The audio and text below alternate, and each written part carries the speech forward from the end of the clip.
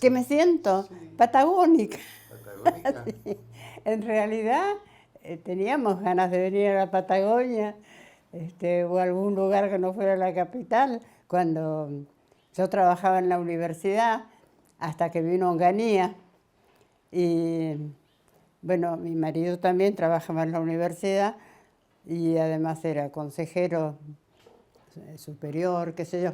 Así que tenía muchos vínculos allí en Buenos Aires.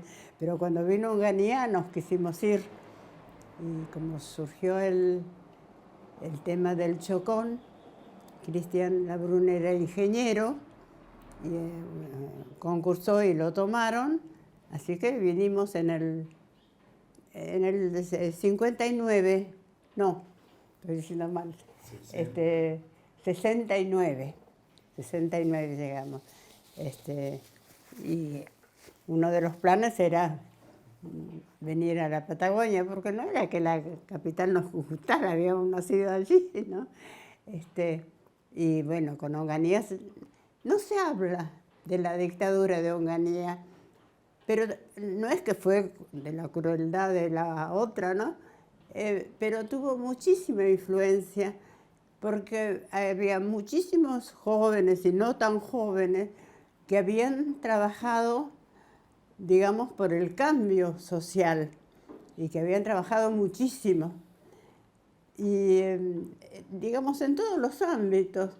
Y de pronto vino esa dictadura porque el poder militar ya tenía la idea y tenía razón que en las elecciones que siguieron, las elecciones donde fue presidente Ilia, no fueron unas elecciones correctas, porque el peronismo estaba proscripto, pero Ilia había dispuesto que las elecciones parciales de medio tiempo sí lo fueran, y que no hubiera proscripción ninguna.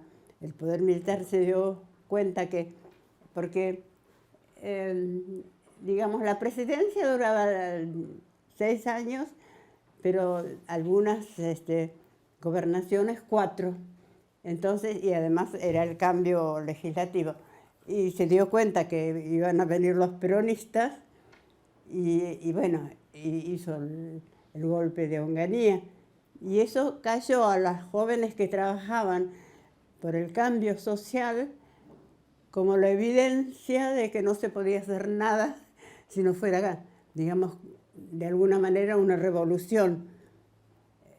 Porque también ellos recordaban año 69, 1966, Onganía, desde el 30, cuántos golpes militares había habido, inclusive habiendo un gobierno militar rojo, por ejemplo, venía un gobierno militar azul, después venían los rojos de vuelta, hubo un montón de golpes parciales para que se impusiera tal o cual rama, ¿no es cierto?, de los militares. Claro.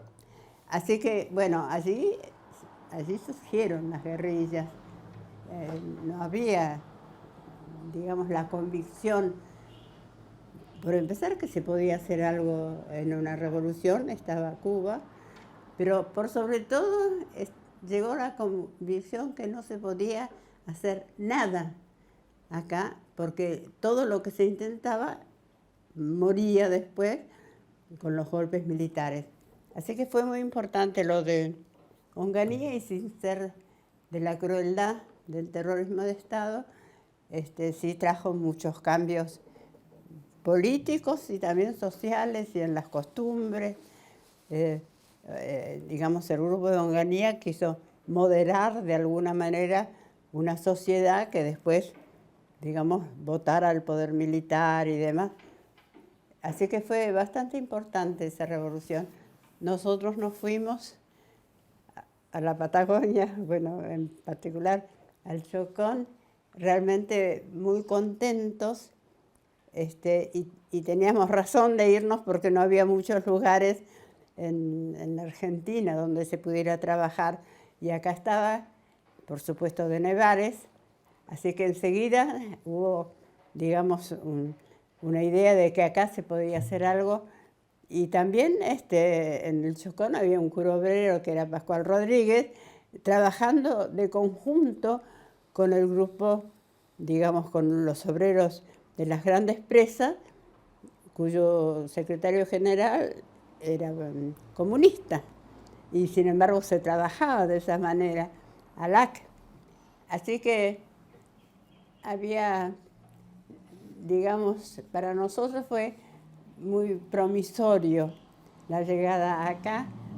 Estuvimos 2 años viviendo en el Chocón y después fuimos allá, a Chipoleti. Y bueno, eso era la víspera, ¿no es cierto?, de la dictadura, porque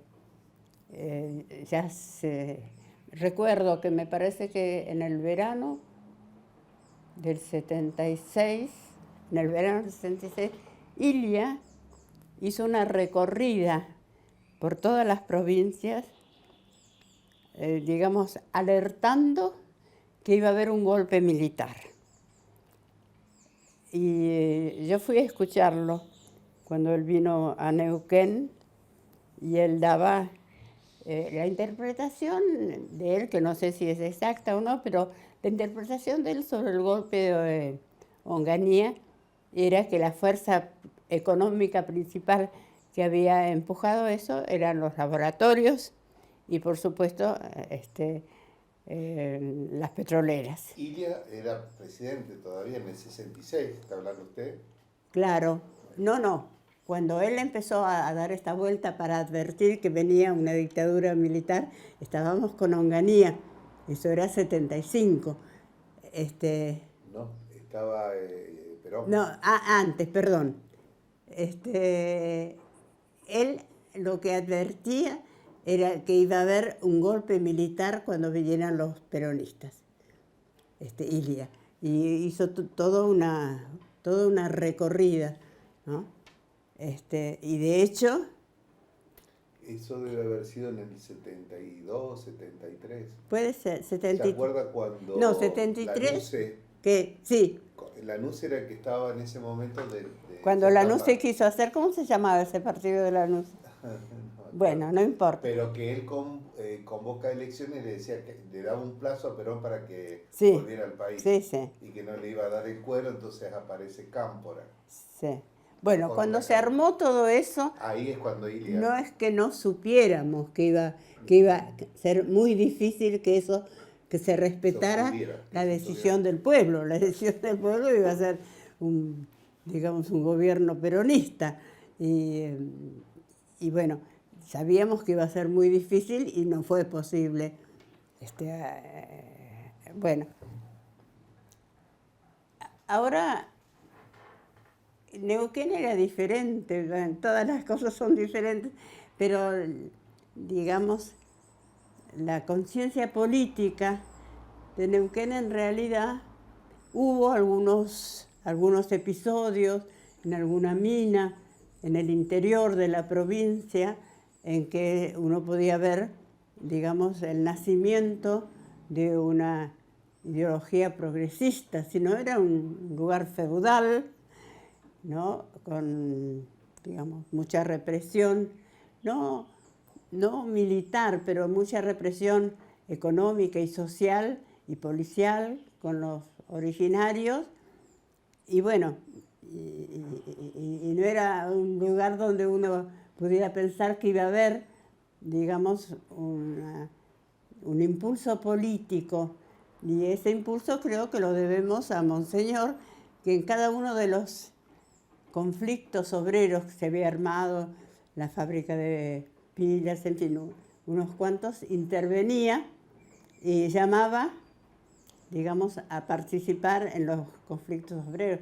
Hubo una misa de gallo en una Navidad que fuimos todos a escuchar la misa en una fábrica tomada. Así que, bueno, con el Cristian Labrune, parte de mi aprendizaje político fue en esa época en que Neuquén se despertaba a la resistencia y empezaba a juntar gente y había bastante unión entre los, digamos, los diferentes grupos. La izquierda trabajaba con, de alguna manera, el peronismo y de los dos lados había la intención de trabajar juntos. Era un momento en que se buscaba la unión y se conseguía, que no es el momento que estamos pasando ahora, que todo el mundo, digamos, busca más bien la consagración de sus ideas y no la posible, digamos, conjunción con otras corrientes también. Bueno, y allí fue que hubo una serie de intervenciones durante el corto gobierno de Cámpora. En el 75, creo que en diciembre, se creó en Buenos Aires, porque se olía en todos lados que venía un golpe militar, con toda una doctrina, se sabía un poco que iba a ser diferente, pero no se podía imaginar, ¿no? Digamos, el sistema de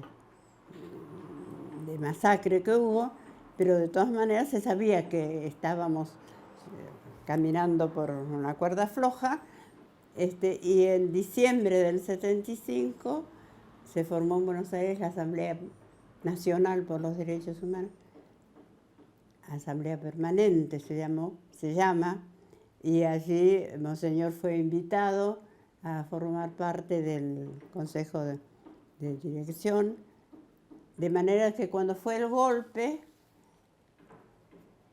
de marzo del 76, él muy rápido convocó a, no sé si éramos 13 o 15 personas que habíamos tenido alguna, digamos, participación política en lo anterior, la mayoría de nosotros no de política partidaria, sino de grupos que protestaban o tomaban una fábrica.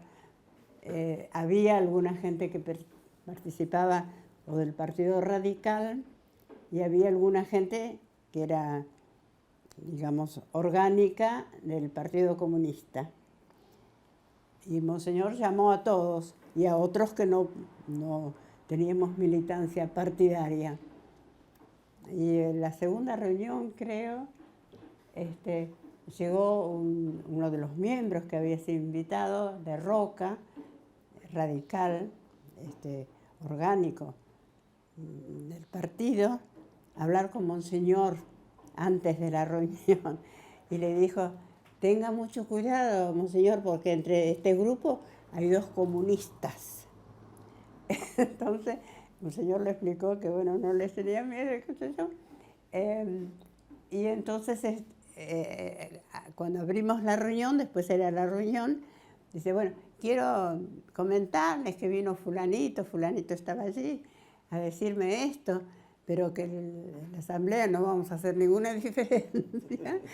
Y que a mí, dice, a mí personalmente me parece muy bien que haya comunistas, ojalá los demás trabajaran tanto como ellos. Bueno, así que ese fue el espíritu que teníamos en la PDH, de que no hubiera discriminación política y que se buscara que la gente que colaborara en esto, trabajara, viniera de corrientes progresistas y tuviera de alguna manera alguna experiencia política o quisiera tenerla. Bueno, eso fue la Asamblea Permanente por los Derechos Humanos de Buenos Aires. Lo que creó acá Monseñor fue una delegación de esa asamblea. Nosotros fuimos delegación, no fuimos una asociación diferente de entrada. Y bueno, en ese contexto de eso que éramos, en Buenos Aires empezó a haber, digamos,